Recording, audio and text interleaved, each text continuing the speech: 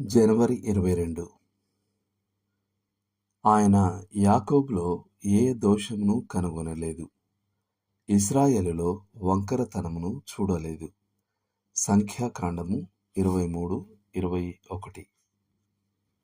కూలికి కుదుర్చబడిన ప్రవక్త అయిన బిలాము ఒక గొప్ప సత్యాన్ని పలికాడు.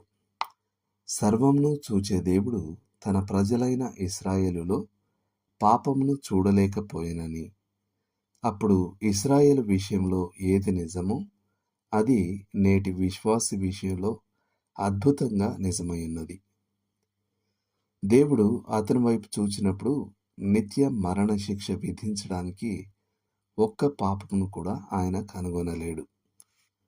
విశ్వాసి క్రీస్తునందు ఉన్నాడు అనగా అతను క్రీస్తు యొక్క సంపూర్ణత మరియు యోగ్యతలతో దేవుని ఎదుట నిలబడతాడు. దేవుడు తన ప్రియ కుమారుని యొక్క సంపూర్ణ అంగీకార యోగ్యతతో అతనిని అంగీకరిస్తాడు.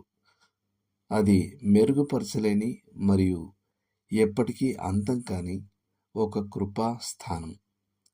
ఆయన ఎంత వెతికినా క్రీస్తునందున్న వాని మీద ఏ నేరారోపణను దేవుడు కనుగొనలేడు.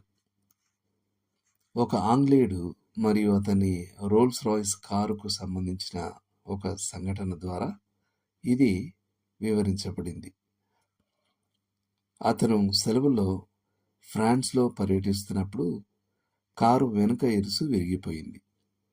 స్థానిక గ్యారేజ్ వారు ఆ ఇరుసును మార్చలేక ఇంగ్లాండ్కు ఫోన్ చేశారు. ఆ కంపెనీ ఇరుసును పంపడమే కాకుండా అది సరిగ్గా అమర్చబడిందో లేదో చూడడానికి 2 మెకానిక్లను కూడా పంపింది.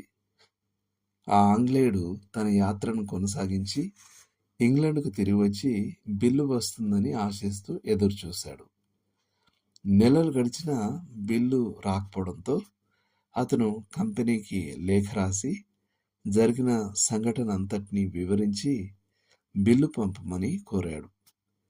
కొంతకాలం తర్వాత అతనికి కంపెనీ నుండి ఒక లేఖ వచ్చింది.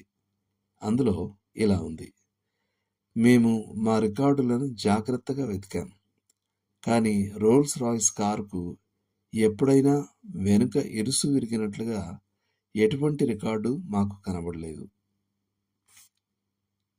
దేవుడు తన రికార్డులను జాగ్రత్తగా వెతకగలడు, కానీ ఒక విశ్వాసి ఖాతాలో అతనిని నరకానికి పంపగల పాపానికి సంబంధించిన ఏ రికార్డును ఆయన కనుగొనలేదు. విశ్వాసి ప్రియుని యందు అంగీకరించబడ్డాడు. అతను క్రీస్తునందు సంపూర్ణుడు. అతను దేవుని సంపూర్ణ నీతిని ధరించుకుని ఉన్నాడు. అతనికి దేవుని ఎదుట సంపూర్ణంగా పరిపూర్ణమైన స్థితి ఉంది. అతను విజయంతో మరియు విశ్వాసంతో ఇలా చెప్పగలడు: ముందు నా ధన్యుడైన రక్షకుని దగ్గరకు వెళ్ళండి.